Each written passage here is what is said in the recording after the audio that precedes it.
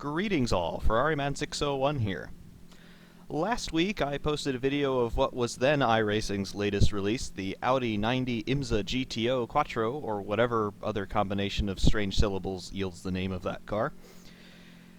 It's not my cup of tea, it's just not something that I was expecting, it's nothing that I think anybody really wanted because, well, I don't know how many people really play iRacing to do old touring cars, but there it was, we had it, I gave you my 2 cents, and for better or worse, there it is. This week, however, yesterday, Tuesday, iRacing gave us another mid to late 80s release, and this one is a whole lot more interesting as far as I'm concerned. This is the 1989 Nissan GTP ZX Turbo from the IMSA Sports Car Championship. It's a contemporary to the Audi 90 that we got last week, however, a completely different class, completely different rationale of car.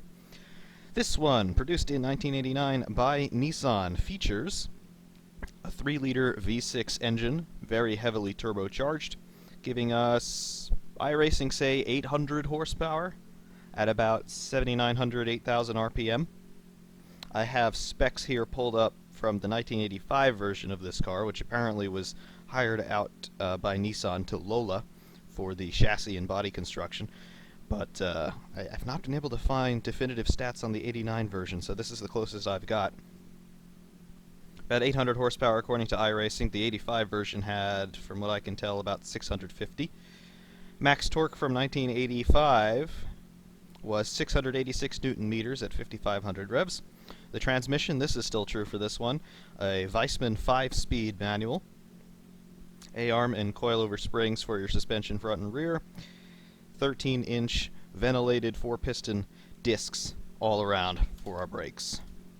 Of course, huge slick tires on this thing, huge turbochargers, and just a tremendous amount of overall awesome as far as I'm concerned. This thing is an absolute animal. Today we are at Sonoma Raceway in California, site of the most recent and final round of the 2016 IndyCar Championship. This track is one that I used to know quite well, back from the very old days of running Gran Turismo 4. However, I haven't really driven it since then. I've done a couple exploratory laps just to remind myself of which way all the corners go, but I'm not very much up to speed here at Sonoma. It used to be called Infineon Raceway. I'm not quite sure what happened there. The track configuration's a little bit different from how I remember it, but still, all in all, most things transfer over, so not terribly worried about that. Anyway, the focus today is, of course, the car, and what a car this thing is. 5-speed manual box, as I mentioned, it's touchy. And off we go.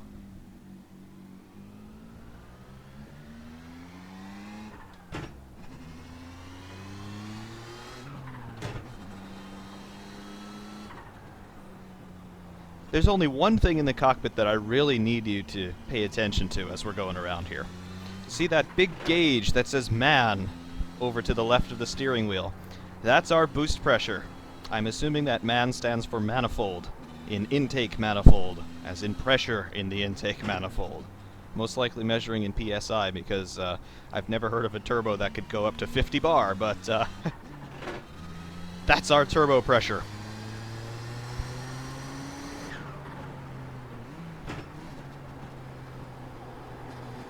Everything else, you can't see any of the other gauges very well, but that's okay, because you use your eyes and ears to tell you when you should shift and all of that good stuff.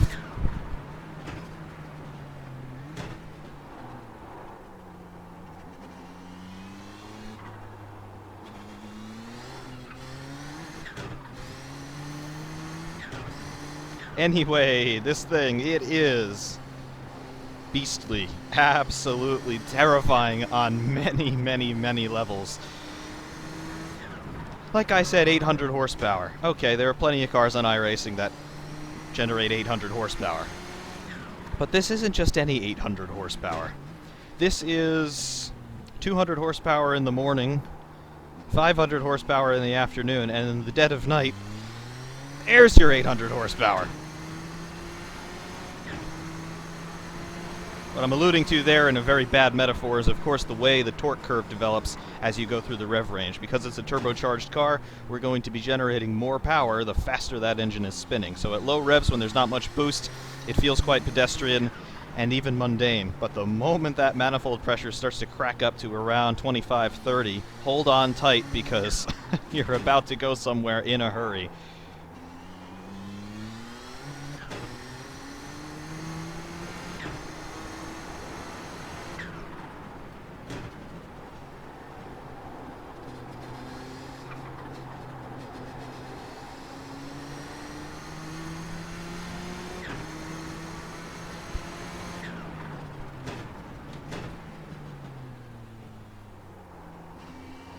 Just the way that the power comes in on this thing, it's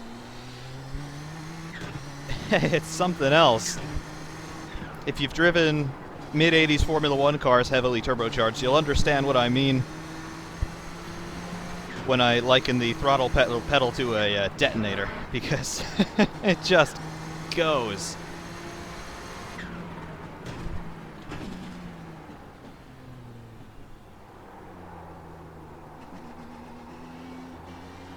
Just like on the Lotus 98T on Assetto Corsa, for example. The throttle is a switch.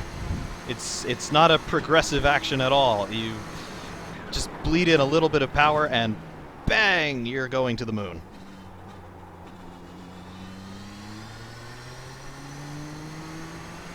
Just like that. Just like the Saturn V.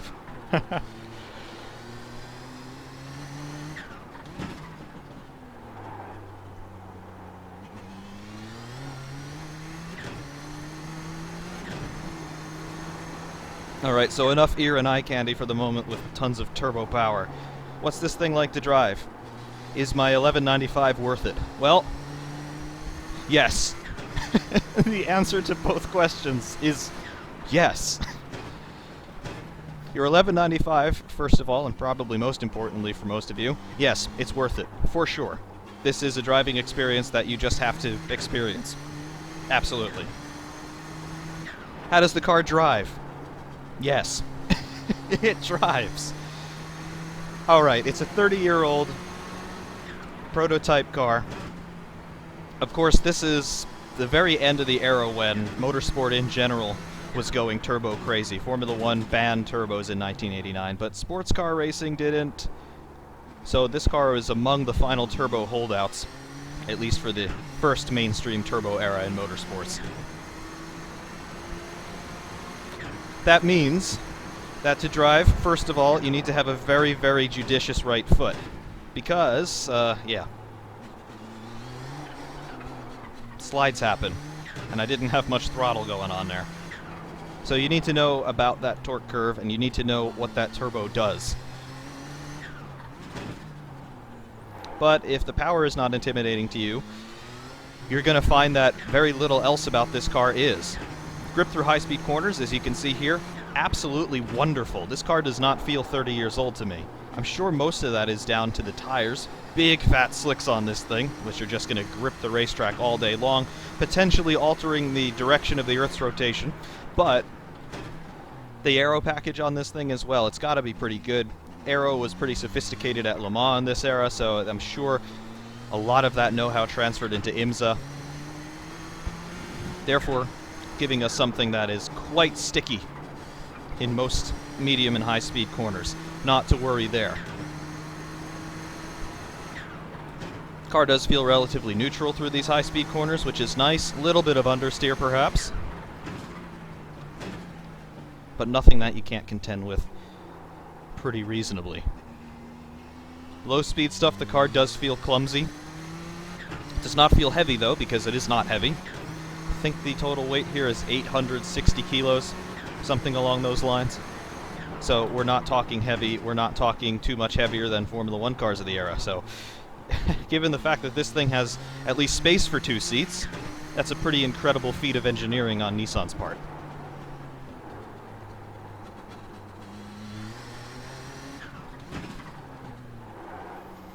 The engine is very, very peaky, of course, because it's turbocharged.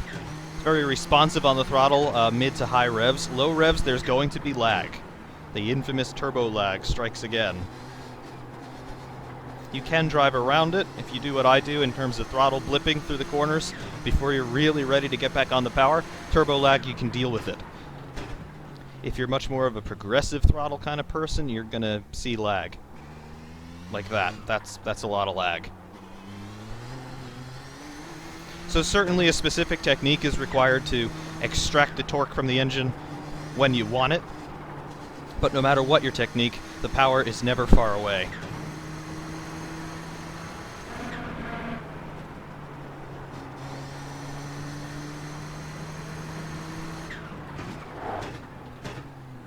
Tires feel good. I think they are based on the 30-year-old IMSA tires. Big Goodyear Eagles all around. They feel fine. They don't feel chattery. They've got plenty of grip. They heat up pretty nicely. So I'm not worried about that. The brakes on this thing, they're something else. I think we're running steel brakes, but as we have a little bit of a half spin into the gravel here, because there's that turbo catching me out, brakes feel absolutely awesome. They do not feel like 30-year-old brakes. I'm sure a lot of that has to do with the fact that the car is very light. But beyond that, they're just good brakes. Car doesn't wander much under braking. It's all very controlled. Like on the Audi 90, you do have to watch how hard you hit that pedal initially, because the brakes do have a tendency to lock up from the moment you get on them. But if you're gentle with your braking and you modulate your input as you lose speed, because of course downforce starts to go away once you start to decelerate, everything will be fine and you will have a wonderful time in this car.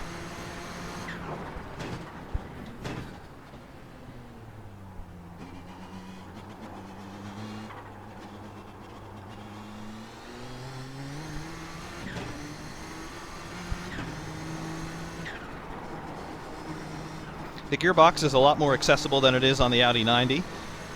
This one, much like the Lotus 79 on iRacing, if you're running a 6-speed shifter or any sort of external shifter with your wheel, at least with the way that my settings allow me to do this, I can pre-select gears. So for example, I'm in second now, just went into third, lift, and then it goes into third, fourth, lift, fourth, selected fifth, lift, fifth. So you can drive this thing that way. It's not authentic by any means, but it is possible. I'm not saying you should do it, but it's probably quicker. Of course, you can do the traditional clutch upshifts as well. It's probably better for the gearbox, to be honest, especially in longer races, but you can get away with pre-selecting gears and then just lifting the throttle to get into the next gear.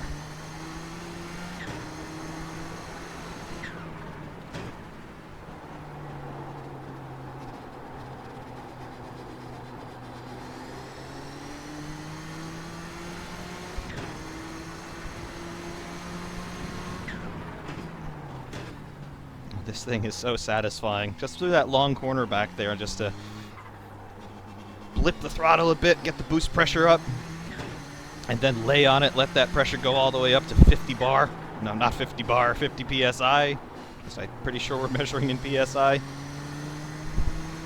Just tons of power, let the engine rev out for all it's worth. It's glorious. It's just glorious.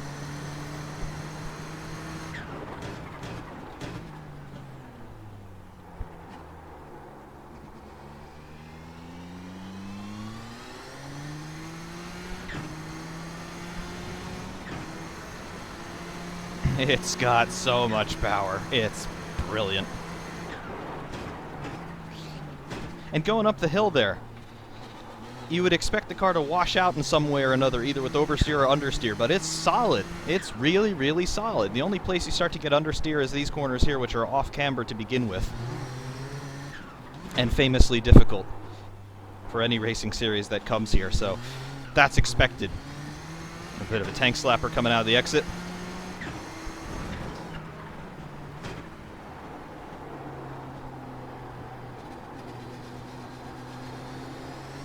That was some understeer, mostly because I missed my turn in a little bit.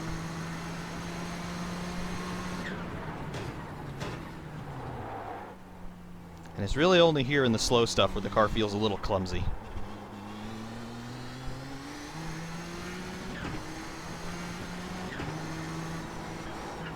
It just sounds so nice that even when you make little mistakes and whatever, you don't care that much. There's something about a heavily turbocharged V6 that's just so satisfying. It doesn't have the harmonies of a V10 or a V12, but it just sounds like it means business. And then you put your foot down, and you get all of the business.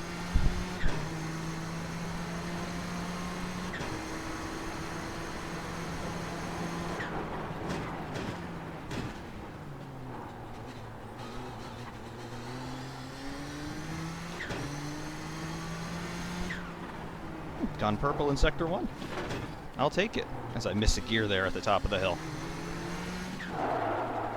And lock up the brakes a bit.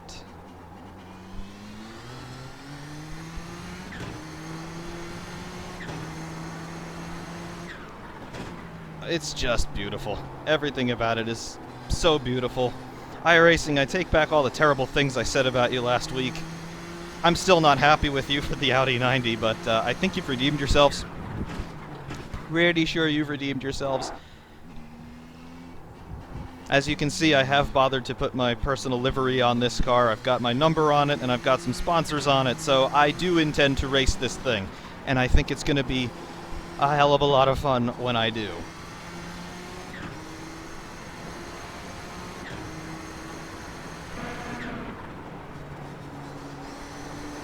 It's just so awesome. There is too much awesome to handle.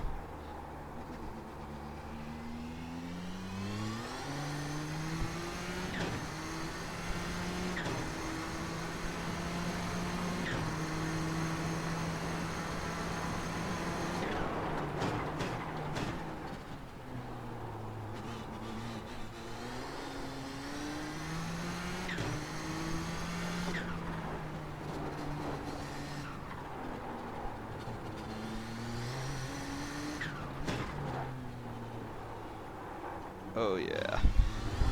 It's great. I'm starting to come back up to speed here at Sonoma. My memory has been refreshed sufficiently. And I could totally see myself running this thing for an entire race distance. I'd need to tweak the setup a little bit. There is a bit too much understeer through the medium speed corners for my liking. But other than that, that's about it. This is perfectly drivable otherwise.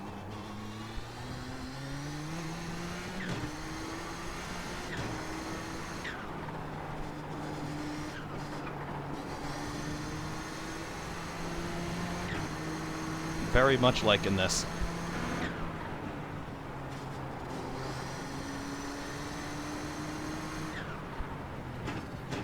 Back into the pits.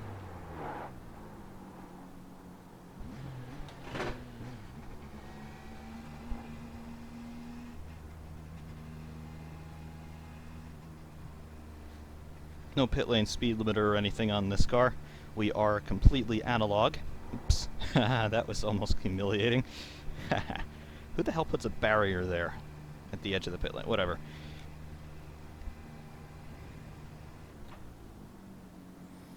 But back to the pit stall. I'm also happy to announce, if you haven't noticed all this time, the animated driver's arms are back.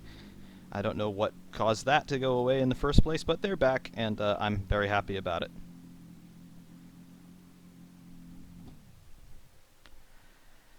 Sufficiently awesome. Sufficiently awesome. I am quite pleased as far as this car goes. It's a blast to drive in every possible regard. It's got power, it's got grip, it's got the ability to scare your bowels into doing things involuntarily. It's everything a good race car should be. And it feels like it's going to be stable enough to really start to build lap time with, which is the most important thing. So anyway, your $11.95 certainly worth it for your loyal iRacing subscribers out there. The Nissan GTP ZX-T from 1989 by iRacing. Totally awesome. Definitely recommend this thing. Go get it if you haven't already. Hopefully this helped you decide to go get it. Brilliant car. For iMan601 saying thank you very, very much for watching, and we'll see you soon.